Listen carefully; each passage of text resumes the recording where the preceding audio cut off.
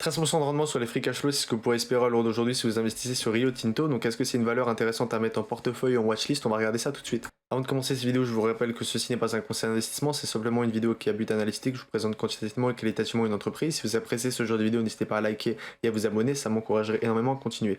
Donc qu'est-ce qu'on voit sur Rio Tinto? On voit déjà que c'est une entreprise assez cyclique. Vous voyez que si on va regarder un petit peu sur tout, donc on va voir, elle va pas mal évoluer sur des tranches. Et puis ensuite, en 2008, on a eu une très très grosse baisse étant donné que voilà, elle est corrélée au prix des matières premières. Si je me trompe pas, c'est Iron Ore, Iron Gold. Donc on a un petit peu énormément de ce genre de choses là. Donc on a eu des PER qui étaient assez élevés et on va aller un petit peu regarder à l'heure actuelle. Donc là on a été sur des PER qui tournent entre je dirais entre 15 et une dizaine à peu près, parce que ce genre de business ne va pas être énormément valorisé par rapport à ce qu'il peut rapporter, parce que ça peut être extrêmement changeant. Vous voyez qu'en soit le free cash flow il bouge, et puis là il a été extrêmement élevé en 2020, en 2021 et 2022, excusez-moi, avec le retour de la Chine, le retour des croissances, etc. Et puis ensuite on est redescendu sur des niveaux qui pouvaient être équivalents à peu près de 2019. Donc qu'est-ce qu'on voit? On voit même effectivement qu'on est sur des valeurs à peu près de 2017. Pour ce genre de business, voir un revenu total qui augmente n'est pas forcément bon signe, parce que ça pourrait être aussi coût des marchandises qui augmente à ce niveau-là. Bénéfice d'exploitation qui lui par contre est complètement broken. Vous le voyez qu'ici il était très très joli, et donc en termes de revenus nets on arrive sur des très très beaux niveaux. Le free cash flow est un petit peu en dessous des revenus nets, donc ça faudrait aller regarder pourquoi. On sait qu'il y a énormément de dépenses d'immobilisation pour ce genre de business, voilà, vous le voyez, parce qu'on a énormément besoin de réinvestir sur notre croissance, de réinvestir sur nos moyens de production, parce que c'est extrêmement compliqué, surtout si on veut être très compétitif et avoir les mines les moins chères, il faut avoir la dépense d'investissement la moins chère. Donc là, à l'heure actuelle, on est à peu près sur un capex qui est entre 30 et 35% du cash qu'on va aller récupérer en exploitation. J'aimerais bien voir son BFR, et son BFR n'influence, mais alors là, mais pas du tout le fonds provenant des opérations, donc c'est-à-dire qu'elle gère extrêmement bien ses mines, donc on est sur une entreprise potentiellement bien gérée.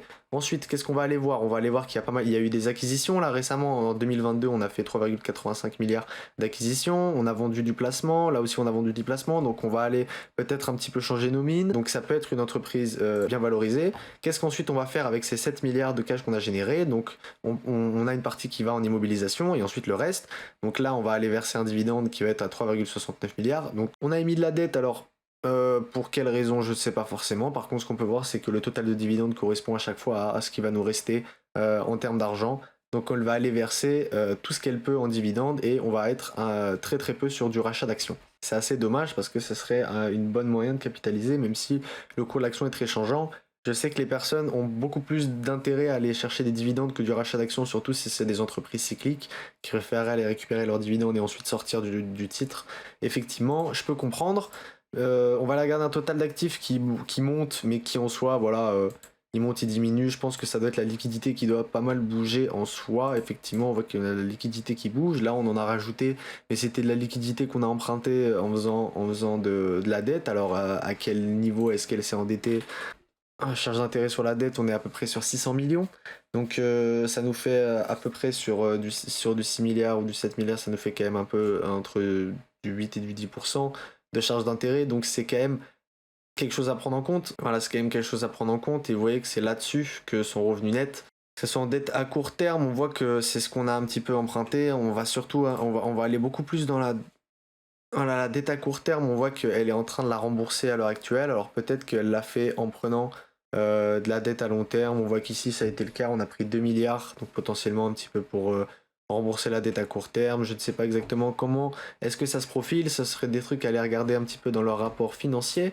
En termes de dividendes, donc on voit qu'elle se réserve de le monter, qu'elle se réserve de le couper en fonction du prix, en fonction de comment est-ce qu'on va aller récupérer, en fonction de comment l'entreprise elle évolue.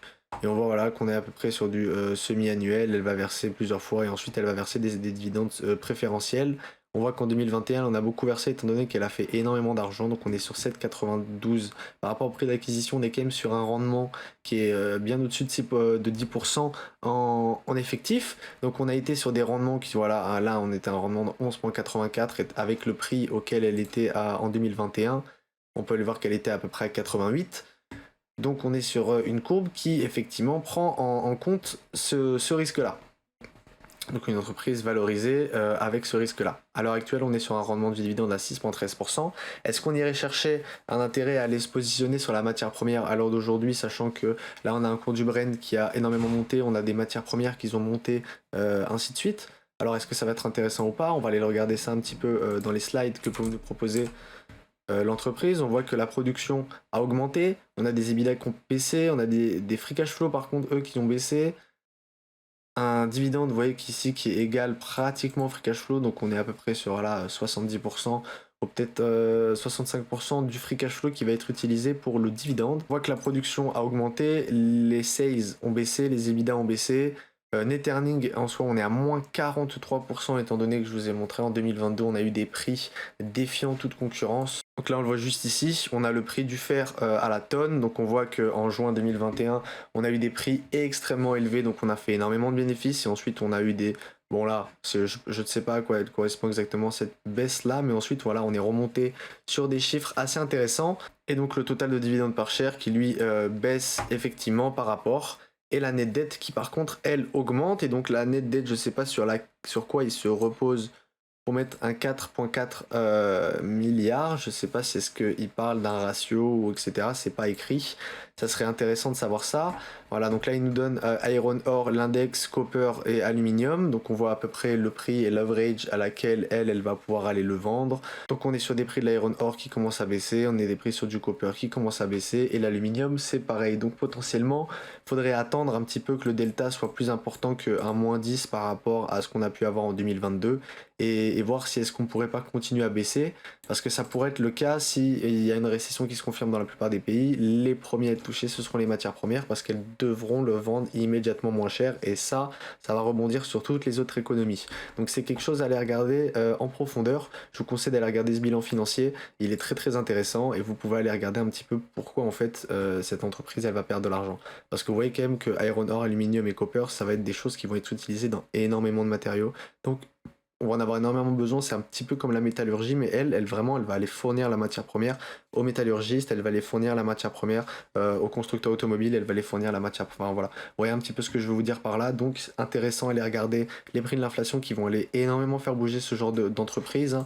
Vous le voyez par rapport au graphique, au moment où, voilà, en 2021, et ensuite à ce niveau-là, on a eu des très très belles descentes et montées, alors que le prix de l'aéronautique ne fluctuait pas à ce point-là. On a quand même eu, voilà, à peu près ici en décembre, on a eu une augmentation parce que le prix de l'Iron Ore a fait une percée monumentale, mais ensuite, voilà, on a tout reperdu par la suite. Donc, est-ce que c'est une entreprise intéressante à l'heure d'aujourd'hui? Je vous conseillerais personnellement d'attendre. Rio Tinto, donc est-ce que c'est une entreprise intéressante aujourd'hui? Moi, personnellement, je vous conseillerais d'attendre, même si le rendement sur les free cash flow peut être assez intéressant. C'est une entreprise qui est très très bien gérée, donc je vous conseille quand même de la mettre en watchlist et d'attendre un petit peu. Pour pouvoir rentrer sur ce genre d'entreprise, il faut étudier les cycles de manière très très ponctuelle et il faut pas étudier les cycles de manière ponctuelle, il faut aller regarder en profondeur. Voilà. Si vous appréciez ce genre de vidéo, n'hésitez pas à mettre un like et à vous abonner. Moi, je vous dis à bientôt.